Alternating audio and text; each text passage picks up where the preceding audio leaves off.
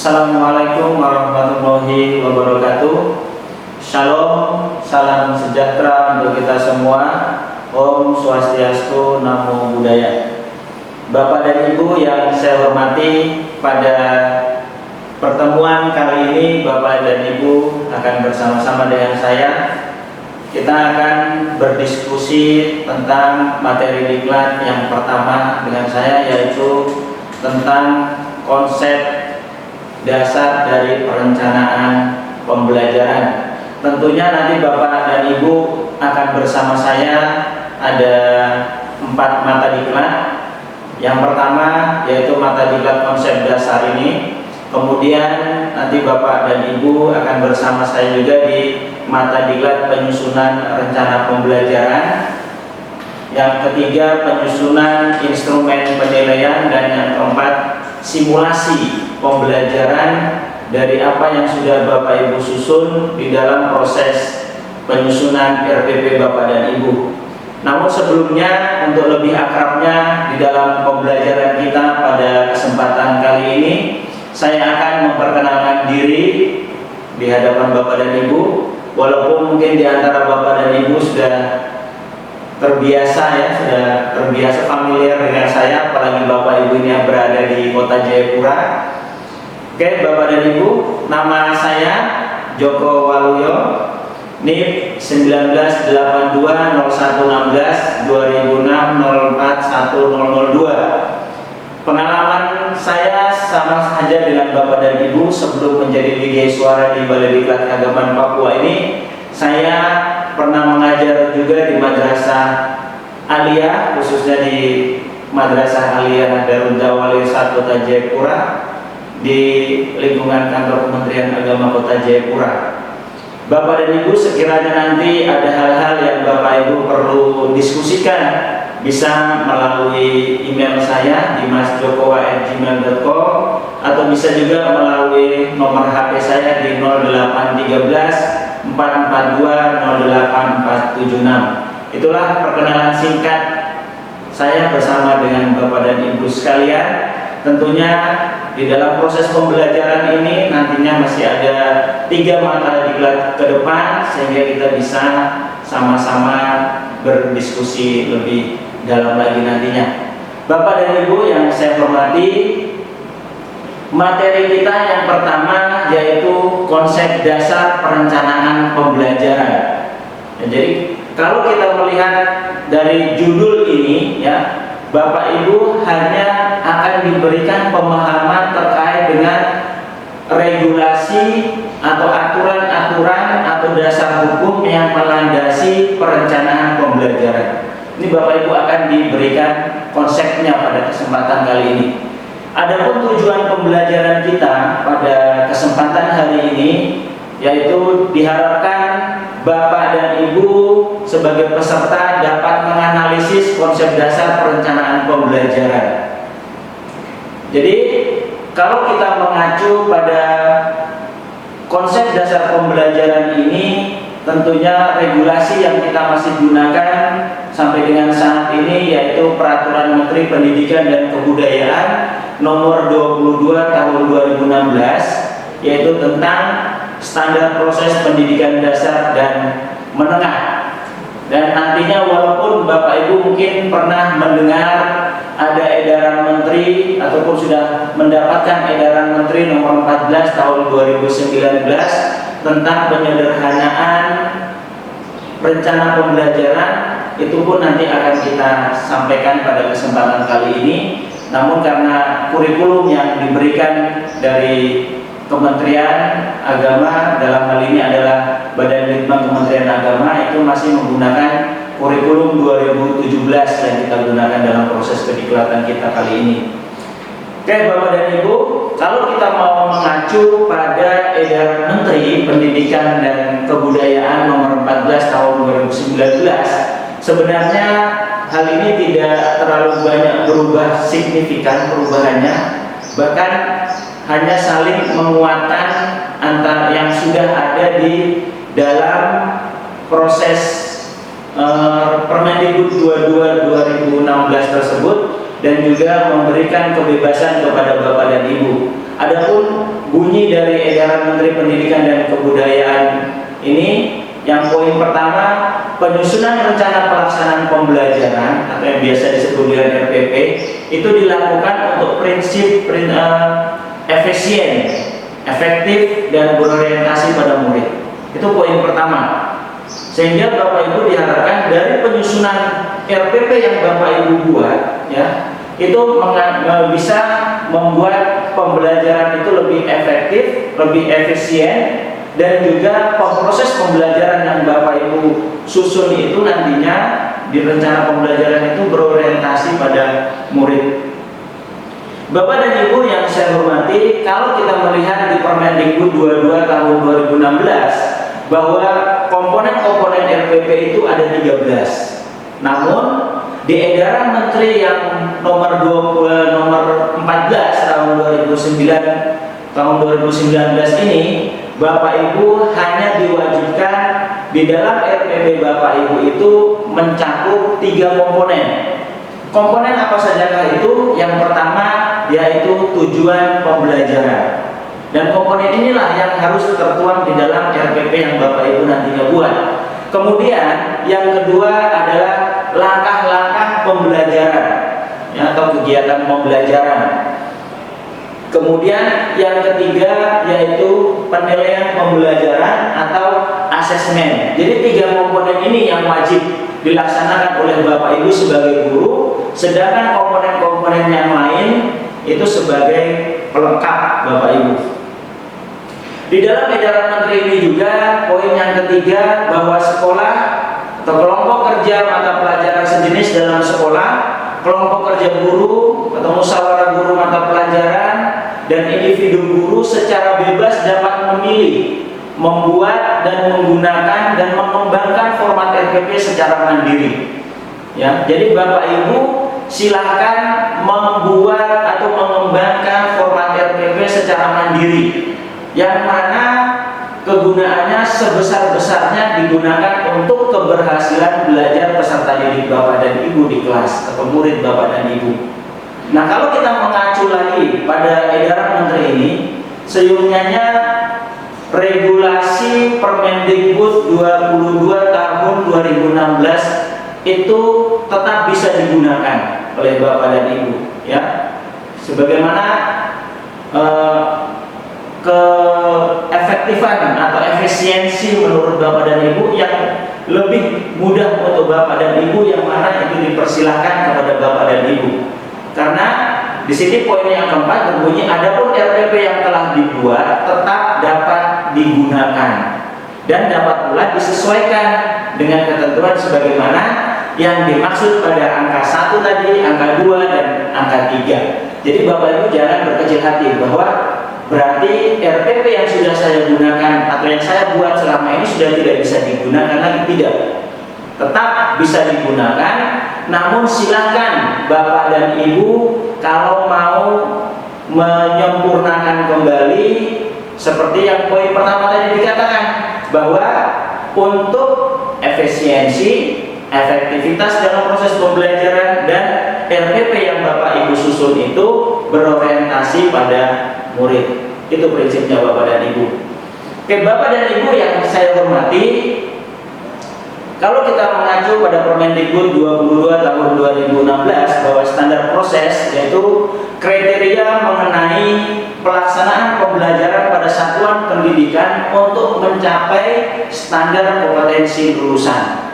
Jadi kriteria-kriteria yang ada di dalam proses pembelajaran yang kita lakukan itu semuanya memiliki tujuannya sama, yaitu untuk mencapai kompetensi lulusan peserta didik kita, Bapak dan Ibu. Nah, pembelajaran yang baik apabila penerapannya dilaksanakan secara interaktif, inspiratif, ya, menyenangkan, menantang, memotivasi siswa untuk berpartisipasi aktif, serta memberikan ruang yang cukup bagi kreativitas dan kemandirian sesuai dengan bakat, minat, dan perkembangan fisik serta psikologis peserta didik kita, siswa yang ada di dalam proses pembelajaran tersebut, Bapak dan Ibu.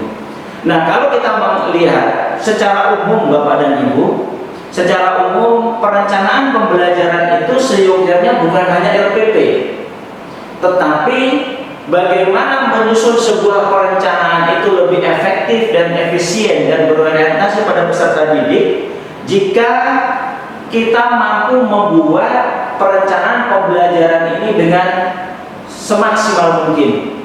Misalnya, di dalam proses perencanaan kita memulainya dengan menghitung pekan efektif.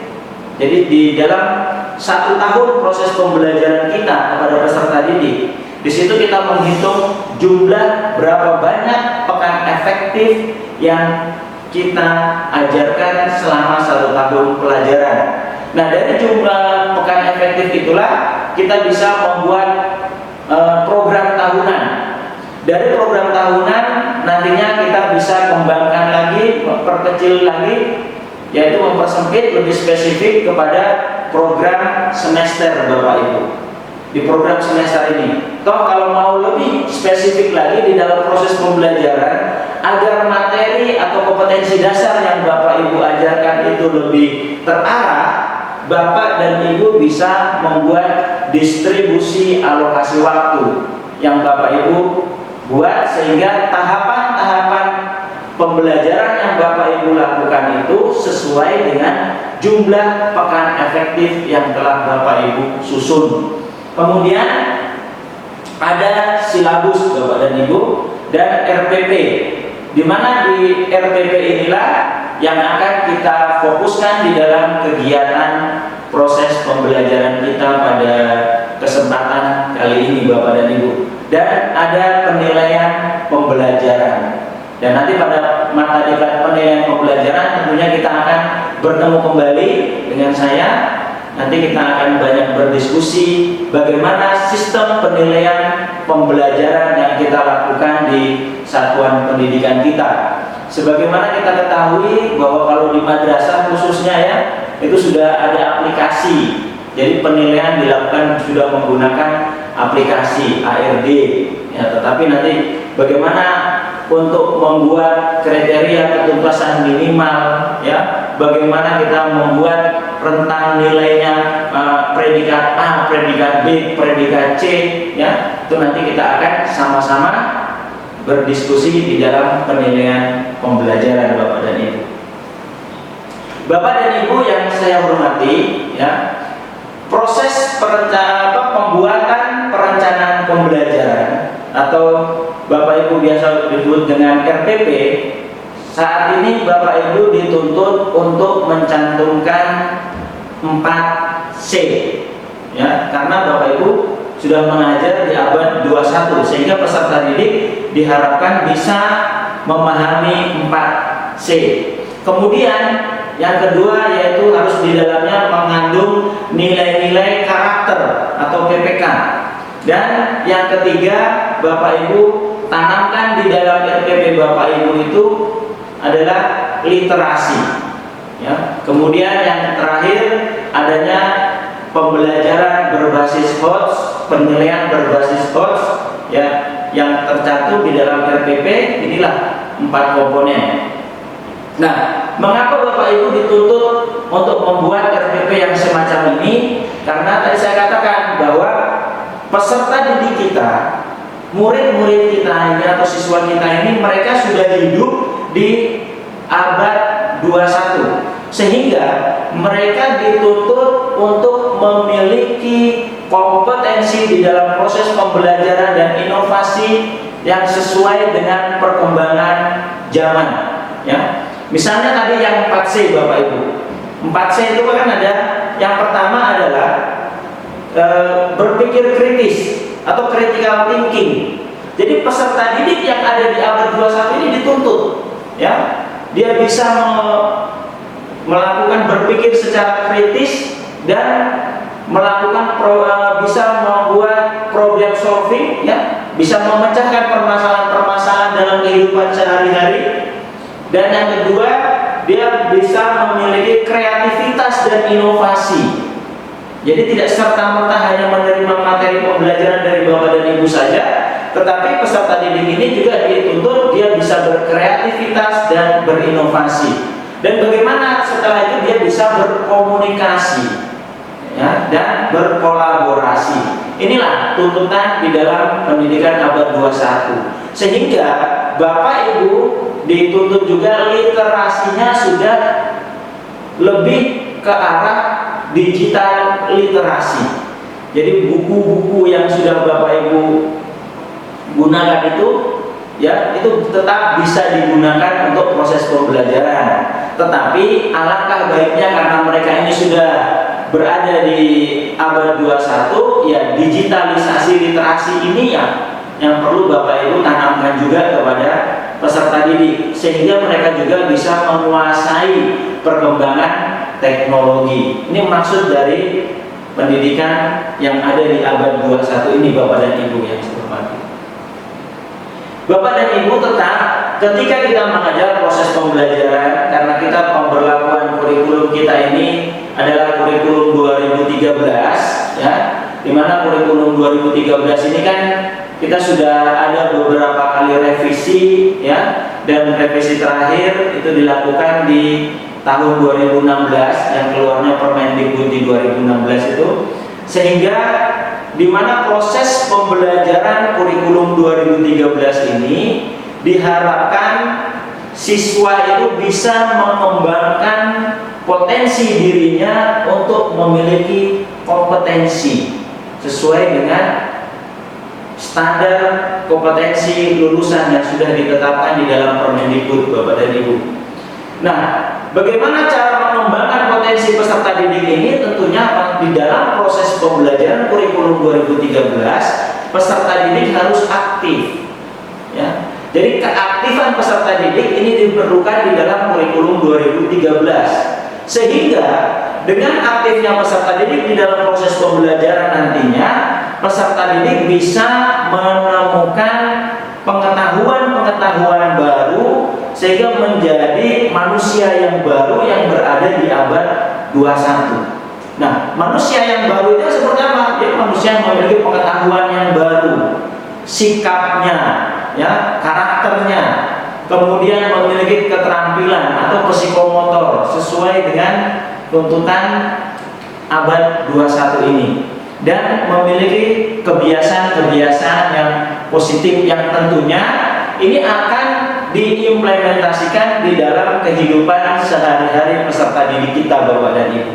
Sehingga perencanaan pembelajaran yang kita buat, Bapak Ibu, tentunya harus mengedepankan potensi diri yang dimiliki oleh peserta didik kita. Inilah kita dituntut untuk memahami bagaimana karakteristik dan latar belakang peserta didik di dalam penyusunan rencana pembelajaran yang kita susun, Bapak dan Ibu.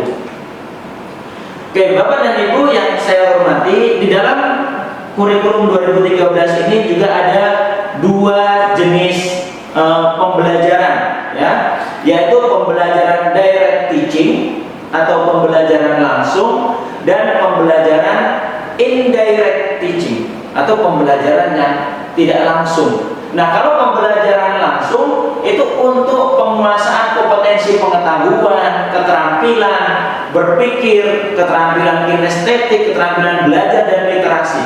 Itu pembelajaran yang langsung. Tetapi pembelajaran yang tidak langsung yaitu pembelajaran yang terkait dengan sikap, kebiasaan selain dari pengetahuan. Inilah pembelajaran. Jadi secara tidak langsung, Bapak dan Ibu, kita ini menjadi model, kita ini menjadi contoh kepada peserta didik kita di dalam pembelajaran indirect teaching. Itu, Bapak dan Ibu. Nah, tadi kemudian ada 5 nilai-nilai karakter yang ditanamkan di dalam RPP, Bapak dan Ibu. Kalau dulu kita kenal ada 18 nilai-nilai karakter yang harus ditanamkan kepada peserta didik. Nah, saat ini sudah dikecilkan, dipersempit lebih spesifik. Dari 18 nilai-nilai karakter itu hanya digolongkan menjadi 5. Yang pertama, bagaimana peserta didik itu memiliki sifat religius. Yang kedua, memiliki integritas. Yang ketiga, memiliki rasa nasionalis. Dan yang keempat, mandiri serta gotong royong. Jadi kelima nilai utama dari karakter ini bukanlah berdiri dan berkembang sendiri-sendiri Bapak dan Ibu, tetapi mereka nilai yang berinteraksi antara satu sama lainnya. Jadi kalau misalnya tidak mungkin kita hanya mengedepankan dari sifat religinya saja, sementara gotong royongnya kita kesampingkan. Tidak mungkin kita hanya menanamkan nilai-nilai integritas, sedangkan nilai nasionalisme kita kesampingkan. Itu tidak dianjurkan. Tetapi karena nilai-nilai karakter ini dia bersifat berinteraksi antara satu dengan yang lainnya, sehingga Bapak dan Ibu diharapkan bisa menanamkan 5 nilai-nilai karakter kepada peserta didik, sehingga membentuk perkembangan peserta didik yang utuh secara pribadinya. Bapak dan Ibu yang saya hormati, ada juga komponen yang berikutnya tadi, yaitu literasi. Ya, literasi ini banyak jenisnya Bapak dan Ibu. Yang secara umum yang sudah pernah kita lakukan itu adalah literasi perpustakaan, literasi dasar, ya, literasi media, literasi teknologi, dan literasi visual. Jadi kita tanamkan nilai-nilai literasi sehingga peserta didik kita memiliki bakat atau minat untuk membaca. Dengan membaca, maka peserta didik diharapkan bisa membuka gerbang pengetahuan, tentunya bukan untuk dirinya sendiri, tetapi bisa bermanfaat juga untuk kehidupan masyarakat sekitarnya. Dan zaman saat ini kalau kita melihat Bapak dan Ibu, karena sudah zamannya Android, jadi setiap peserta didik saya yakin itu mereka memiliki HP Android itu Bapak dan Ibu. Sehingga Bapak Ibu bisa manfaatkan HP yang dimiliki peserta didik itu sebagai bahan literasi, ya. Ini yang perlu ditanamkan di dalam rencana pembelajaran Bapak dan Ibu. Dan yang berikutnya tadi yaitu pembelajaran harus berbasis HOTS. Ya, mengapa dia berbasis HOTS? Karena mereka dituntut untuk berpikir kritis, dituntut mereka harus memiliki kreativitas, dituntut mereka harus bisa berkomunikasi dan bisa berkolaborasi, sehingga higher order thinking skill ini ya diperlukan di dalam proses pembelajaran, sehingga bisa menanamkan kepada peserta didik bahwa mereka sudah bisa memecahkan permasalahan-permasalahan yang dihadapi selama mengikuti proses pembelajaran. Ini merupakan pelatihan yang baik untuk peserta didik di dalam menjalankan kehidupannya sehari-hari. Dan kalau kita lihat, karena tadi sudah saya sampaikan terkait dengan mereka ini adalah berada di abad 21 dan era mereka ini bukan seperti eranya kita. Era kita dulu semuanya masih bersifat manual-manual. Mungkin ada yang mengalami sekolah menulisnya masih menggunakan menulis di batu, ya, menulis di daun. Tetapi sekarang sudah tidak. Mereka sekarang menulisnya itu sudah menggunakan digital, komputer, ya, kemudian iPad, sudah berbasis seperti itu Bapak Ibu. Sehingga kalau kita melihat buku-buku catatan siswa sekarang ini berbeda juga dengan buku catatan yang kita punya dulu. Kalau dulu buku-buku catatan kita itu penuh dengan catatan-catatan, karena itulah satu alat literasi kita, alat yang kita gunakan untuk menulis. Sekarang mereka punya buku tulisannya sedikit, tetapi mereka punya dalam bentuk file, ya, seperti itu. Begitu kita buka iPad-nya, begitu kita buka HP-nya, Android-nya, ternyata disitulah materi-materi pembelajaran mereka simpan. Ini karena basis sudah berubah, karena mereka ada di era digitalisasi Bapak dan Ibu. Bapak dan Ibu yang saya hormati, di dalam penyusunan RPP ini tentunya ada kendala-kendala yang dialami oleh Bapak dan Ibu sebagai guru. Ya, mungkin ini yang saya tampilkan hanya sebagian saja. Kendala yang pertama, guru belum sepenuhnya memahami esensi dari masing-masing komponen penyusunan RPP. Ini menjadi kendala. Sehingga ketika guru mau membuat RPP ini dia bingung. Mau mulai dari menulis RPP itu dari mana? Ya karena apa? Karena belum memahami esensi dari komponen-komponen RPP tersebut. Ya. Sekarang sudah disediakan berbagai macam bentuk RPP. Kalau kita lihat, kita download di internet, ya, itu bagian dari literasi Bapak dan Ibu untuk membuat contoh atau format RPP yang dikembangkan nantinya di satuan pendidikan Bapak dan Ibu. Jangan sampai Bapak Ibu mengambil dari internet dan itu langsung diimplementasikan di satuan Bapak dan Ibu, belum tentu sama. Karena karakteristik peserta didik Bapak dan Ibu dan karakteristik peserta didik yang ada di internet yang Bapak Ibu ambil itu belum tentu sama. Sehingga perlu adanya memahami komponen-komponen RPP oleh Bapak Ibu sehingga bisa menyusun RPP dengan sendirinya. Kemudian terkait yang kedua, Bapak dan Ibu ini menyusun RPP tetapi tidak pernah membaca regulasinya, ya. Mengikut format dari sana seperti ini, format dari sana bentuknya seperti ini, ya. Hanya mengikut yang sudah ada, tidak mengacu pada regulasinya. Padahal kalau kita mengamati regulasi penyusunan RPP selama di kurikulum 2013 ini sudah berapa kali berubah.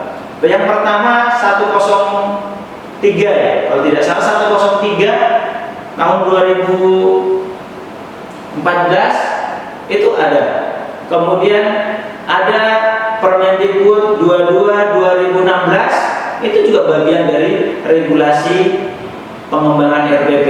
Kemudian ada lagi perpaduan. Ya, perpaduan itu menggunakan 103 dengan dipadukan dengan Permendikbud 22 itu Bapak dan Ibu.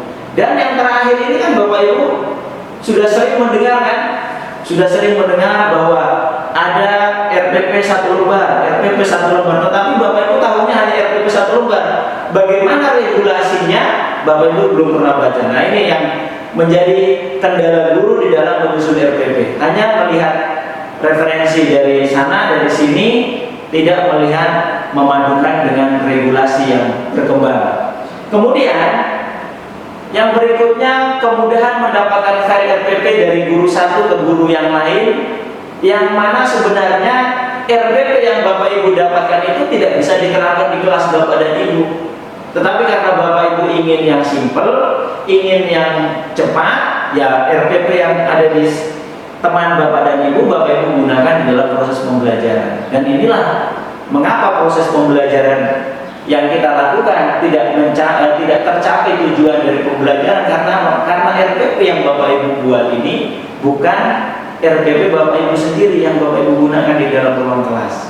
Kemudian yang berikutnya yang menjadi kendala guru, kecenderungan berpikir bahwa RPP itu merupakan pemenuhan administrasi saja.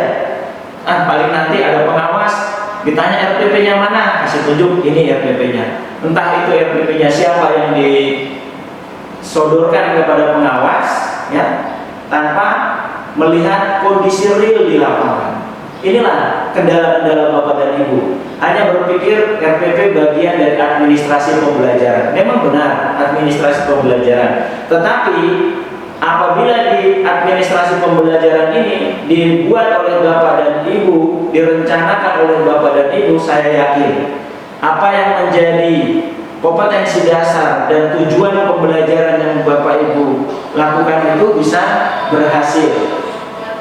Bapak dan Ibu yang saya hormati, ketiga ranah yang kita pelajari di dalam penilaian pembelajaran kita, tentunya yang pertama adalah ranah sikap, ya, pengetahuan dan keterampilan.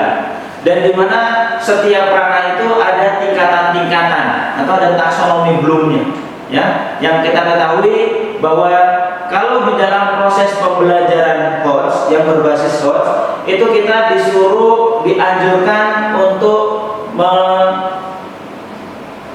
melangkah pada menganalisis, kemudian mengevaluasi dan mencipta. Ini 3 ranah ini yang kita dianjurkan di dalam pembelajaran HOTS, sehingga mereka bisa memiliki bagaimana berpikir secara kritis, memiliki kreativitas, bisa berkolaborasi dan berkomunikasi. Jadi pada tingkatan taksonomi Bloom inilah kita dianjurkan untuk mengimplementasikannya di dalam proses pembelajaran kita dan di dalam penilaian atau bentuk-bentuk soal yang kita buat kepada peserta didik kita. Bapak dan Ibu yang saya hormati, kalau kita melihat persyaratan pelaksanaan proses pembelajaran, dan ini bukan hal yang baru buat Bapak dan Ibu, saya yakin ya, karena ini secara umum saja di dalam persyaratan pelaksanaan proses pembelajaran itu hanya pembagian alokasi waktu. Misalnya kalau tingkat SD dan MI, ya SD MI itu waktu 1 jam pelajarannya 35 menit. Kemudian SMP dan MTS itu 40 menit. SMA sederajat itu 45 menit, ya. Kemudian begitu pula dengan jumlah rombongan belajar, ya sudah diatur berapa banyak jumlah rombongan belajarnya. Kemudian jumlah peserta didik maksimal di dalam rombongan belajar, ya, jenjang SD, jenjang SMP, jenjang SMA, ataupun SDLB, SMPLB, SMA LB itu sudah diatur, ya Bapak dan Ibu yang saya hormati. Kemudian begitu pula dengan buku teks mata pelajaran. Kalau kita ketahui bersama bahwa dari Kemendikbud ataupun dari Kementerian Agama ataupun dari penerbit buku, ya, buku yang menerbitkan buku teks mata pelajaran itu sudah diberikan kewenangan oleh pemerintah sehingga bisa digunakan oleh Bapak dan Ibu di dalam proses pembelajaran, yang selama sudah mendapatkan pengakuan dari Badan Standar Nasional Pendidikan. Kemudian bagaimana pengelolaan kelas, pengelolaan laboratorium, ya, itu juga sudah diatur bagaimana pengelolaan kelasnya, bagaimana pengelolaan laboratorium yang ada di sekolah, ya.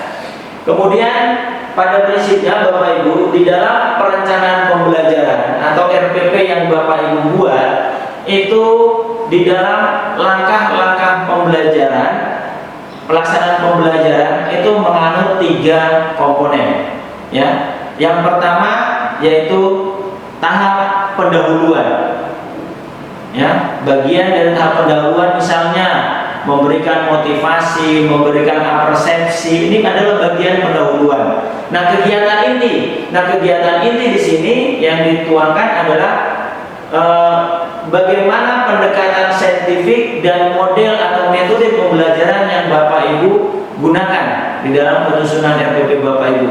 Dan yang terakhir yaitu kegiatan penutup yang di dalamnya tentunya ada simpulan, ya, ada pemberian mungkin kesempatan bertanya kepada peserta didik, ya, kesempatan berdiskusi seperti itu. Itulah di dalam proses pelaksanaan pembelajaran yang Bapak Ibu lakukan di dalam kelas. Minimal ada 3 komponen, yaitu pendahuluan, kegiatan inti, dan kegiatan penutup. Dan diakhiri dari pelaksanaan pembelajaran ini adanya penilaian hasil belajar. Tentunya penilaian hasil belajar yang Bapak Ibu lakukan dibuatlah sebaik-baiknya, atau penilaian autentik, ya, atau biasa disebut authentic assessment. Jadi buat penilaian sebaik-baiknya sesuai dengan kompetensi dasar atau indikator tujuan pembelajaran yang Bapak Ibu buat di dalam RPP Bapak dan Ibu. Bapak dan Ibu yang saya hormati, untuk lebih efektifnya proses pembelajaran tentu ada namanya pengawasan proses pembelajaran, ya. Jadi pengawasan proses pembelajaran ini biasanya dilakukan oleh Bapak Ibu pengawas ataupun Bapak Ibu kepala sekolah atau kepala madrasah yang melakukan pengawasan proses pembelajaran. Nah, tahapan pengawasan itu dimulai dari tahap apa? Tahap pemantauan. Ya, pemantauan. Bagaimana proses pelaksanaan pembelajaran itu dilakukan di dalam ruang kelas selama jadwal Bapak dan Ibu berlangsung. Nah, di dalam pemantauan itu tentunya dilakukan supervisi juga. Ada disediakan instrumen yang disediakan oleh pengawas, atau memang instrumen itu sudah disediakan yang digunakan untuk memantau pelaksanaan pembelajaran yang Bapak Ibu lakukan sesuai dengan rencana pembelajaran yang Bapak Ibu susun, ya. Kemudian setelah dilakukan revisi, supervisi, itu akan disusunlah pelaporan. Jadi hasil dari supervisi itu laporan, dalam bentuk laporan yang akan disampaikan kepada, kalau pengawas berarti disampaikan kepada kepala sekolah dan juga disampaikan kepada Bapak dan Ibu sebagai guru untuk refleksi, ya, untuk feedback, melihat kembali mana yang kurang, ya, yang mana yang harus disempurnakan. Itu tahap pelaporan, nanti adanya di tindak lanjut, ya. Itulah setelah ada laporan dilakukan tindak lanjut. Di situ Bapak Ibu diberi kesempatan untuk mengevaluasi, melihat kembali kekurangan-kekurangan Bapak dan Ibu, ya, selama proses pembelajaran. Baik yang Bapak Ibu lakukan proses pembelajaran itu di dalam kelas ataupun proses pembelajaran yang Bapak Ibu lakukan itu di luar kelas. Itu ya Bapak dan Ibu. Baik Bapak dan Ibu, inilah materi konsep yang bisa saya sampaikan sebagai pengantar kita di dalam penyusunan rencana pembelajaran. Nantinya kita akan berdiskusi secara bersama-sama melalui live chat, ya.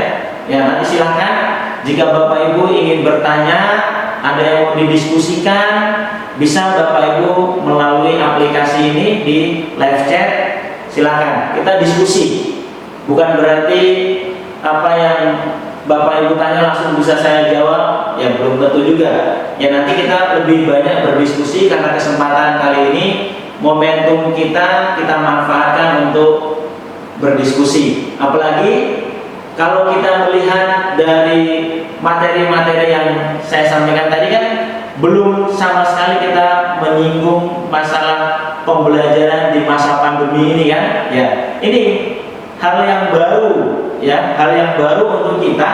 Bagaimana kita sama-sama berdiskusi untuk lebih efektif, efisien ketika masa pandemi COVID-19 ini, proses pembelajaran yang kita lakukan di rumah.